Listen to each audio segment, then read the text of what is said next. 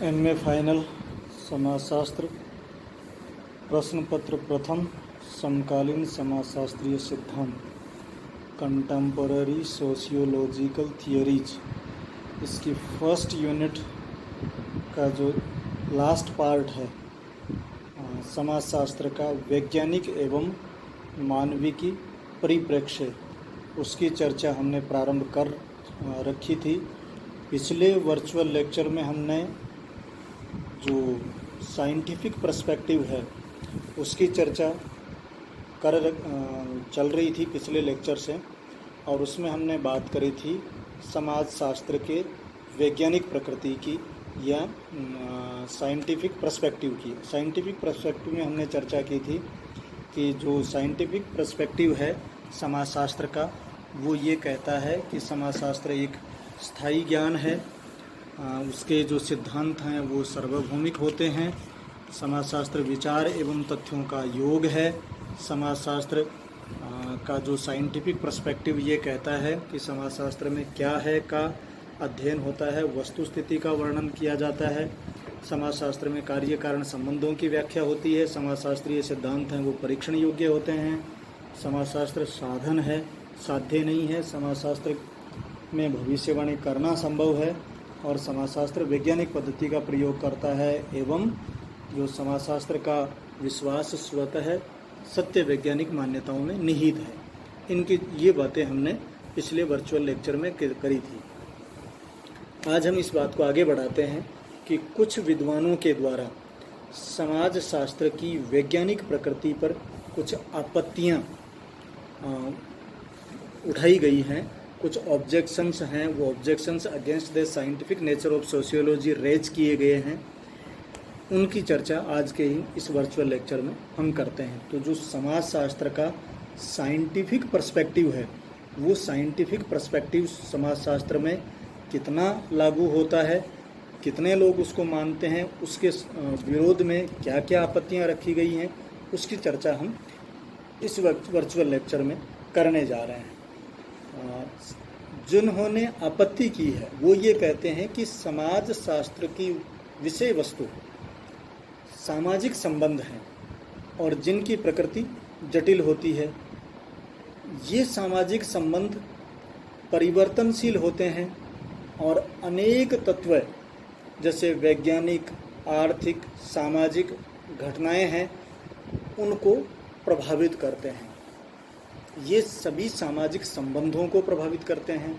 अतः सामाजिक संबंध स्थिर नहीं रहते और प्रतिदिन इनमें कुछ ना कुछ बदलाव होता रहता है। समाजशास्त्र की विषय वस्तु गुणात्मक है, जिसका अध्ययन वैज्ञानिक पद्धतियों के द्वारा संभव नहीं होता। तो इस आधार पर कुछ वैज्ञानिक, कुछ विद्वान समाजशास्त्र के वैज्ञानिक परिप्रेक्ष्य पर प्रश्न उठाते हैं। उनका ये मानना है कि समाजशास्त्र में यथार्थता का अभाव है। पहला जो आक्षेप उन्होंने बताया है कि समाजशास्त्र में जो एग्जैक्टनेस है उसका अभाव है। लेक ऑफ एग्जैक्टनेस की समस्या से समाजशास्त्र प्रभावित रहता है। ये लोग ये कहते हैं कि समाजशास्त्र के नियम कार्य कारण के आधार पर सदैव सत्य नहीं हो सकते। किसी भी निश्चित कारण का परिणाम वही हो जो पहले हो चुका है, ये जरूरी नहीं होता। अतः समाजशास्त्र के नियम हर व्यक्ति व घटना पर सही हों, ये जरूरी नहीं है। पहला आक्षेप ये है। दूसरा जो आक्षेप है वो है समाजशास्त्र के जितने सिद्धांत हैं वे सिद्धांत सार्वभौमिक प्रायः नहीं होते। लेक ऑफ यूनिवर्सलिटी की बात जो लोग आक्षेप लगाते हैं वो करते हैं। यहाँ ये कहा गया है कि चूँकि समाजशास्त्र की विषय वस्तु सामाजिक संबंध हैं और सामाजिक संबंध स्थानीयताओं के परिप्रेक्ष्य में परिभाषित होते हैं, उनकी प्रवृत्ति और उनकी प्रकृति प्रत्येक स्थानीयता से प्रभावित होती है और पूरी दुनिया में अलग अलग स्थानों पर अलग अलग प्रकार के सामाजिक संबंध हो सकते हैं। राइट्स, रिचुअल्स अलग अलग हो सकते हैं, कारण कि जो जियोग्राफिकल कंडीशंस हैं वो बदलती रहती हैं।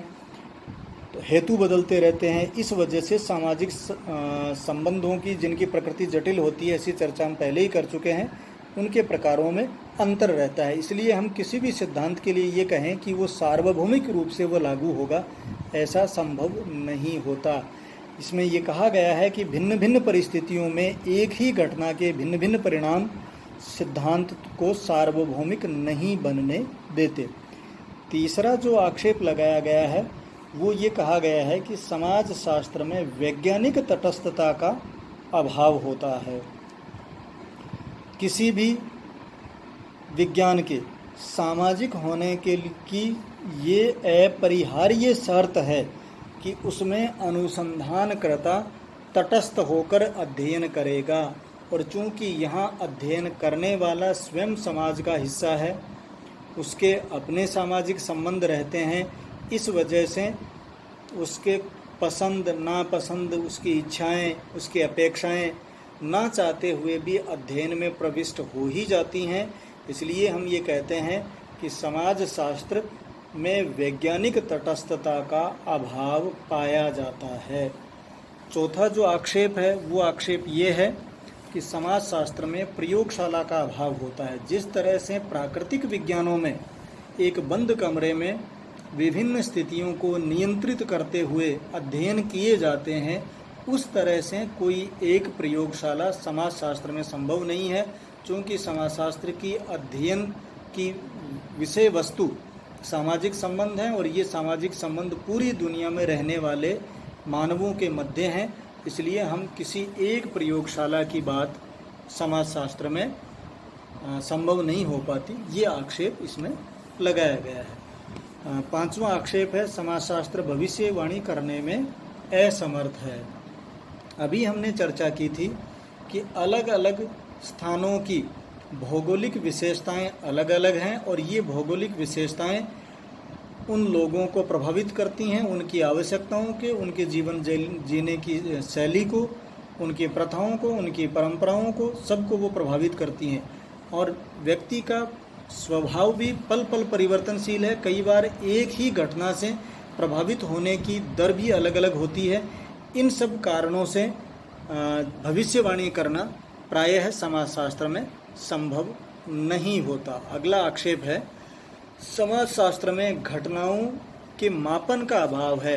ऐसा कोई यूनिवर्सल स्केल समाजशास्त्र में अभी तक नहीं बना है। इसके आक्षेपकर्ता ये कहते हैं जिस तरह से प्राकृतिक विज्ञानों में ताप को, दाब को, आयतन को नापने के स्केल हैं, उस तरह का कोई स्केल अभी लोगों के व्यवहार, घटनाओं की प्रवृत्ति, प्रकृति को नापने का नहीं बना है।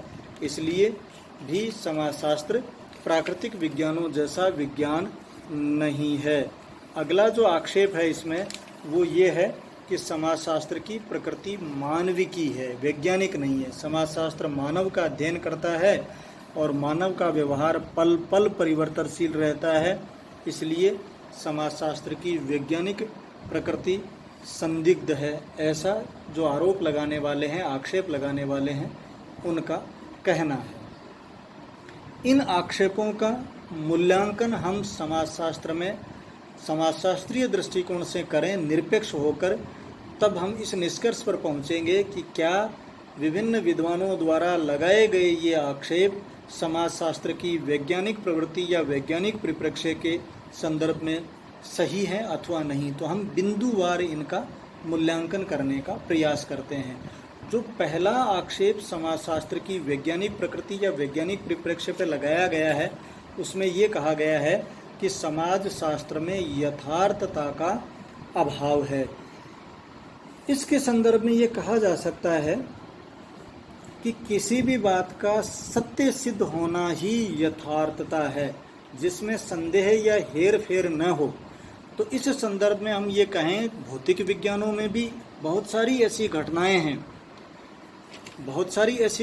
हैं जिसके बारे में अभी तक किसी तरह की कोई स्पष्ट सिद्धांत, सोच, विचार नहीं बन पाए हैं।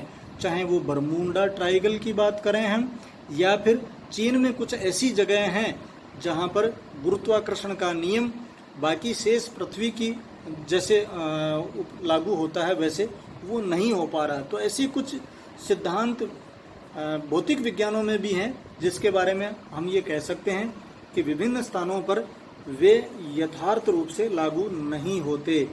तो हम ये कहें कि समाज शास्त्र में भी जो प्राय घटनाएं, जिन घटनाओं का अध्ययन किया जाता है, उन घटनाओं की यथार्थता की जांच करने का पूर्ण प्रयास किया जाता है।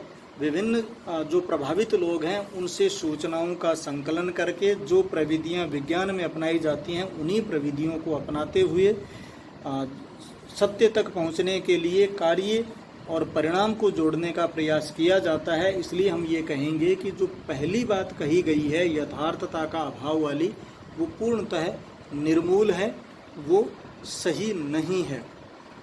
दूसरा जो आक्षेप उठाया गया है वो ये कहा गया है कि समाज शास्त्र सार्वभौमिक नहीं है, उसके नियम सार्वभौमिक नहीं होते, ये बात इसमें कही गई है। और हम ये जानते हैं कि समाजशास्त्र के ऐसे बहुत सारे नियम हैं जो पूरे समाजों पर, सब पर समान रूप से लागू होते हैं, चाहे वे अगस्त कॉन्त के नियम हो, चाहे एमिल डर्कहाइम के आत्महत्या से संबंधित नियम हो, या डिवीज़न ऑफ लेबर की बात हो, या मैक्स वेबर की नौकरशाही की बात हो, या फिर कार्ल मार्क्स के सिद्धांत हो।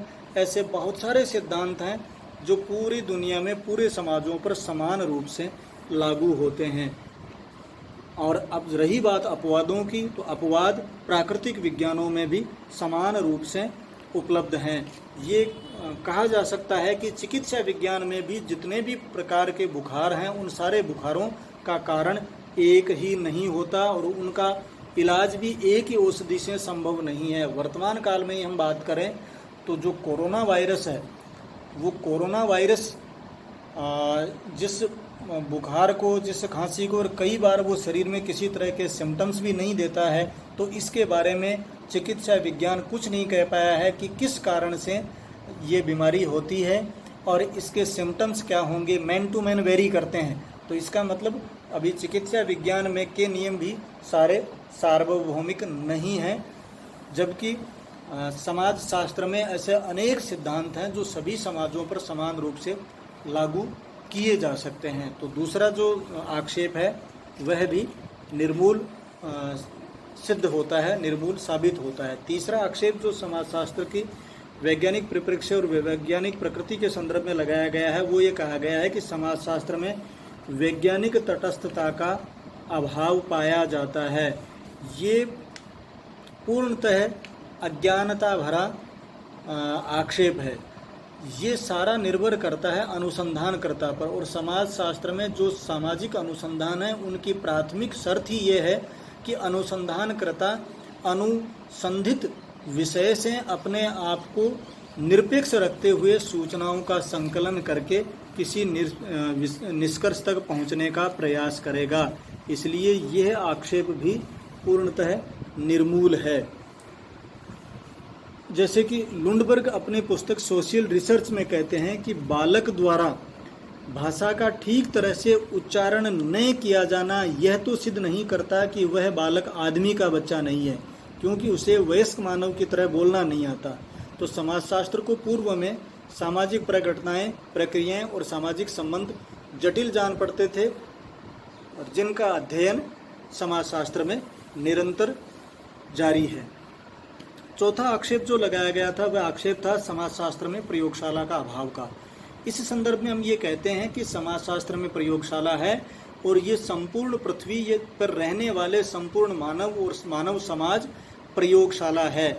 बस जिस तरह से बंद कमरे में प्राकृतिक विज्ञानों में अध्ययन होता है, उसी तरह से यहाँ खुले आसमान के नीचे पूरे समाज में अध्ययन होता है। तो ये आक्षेप भी निर्मूल सिद्ध होता है।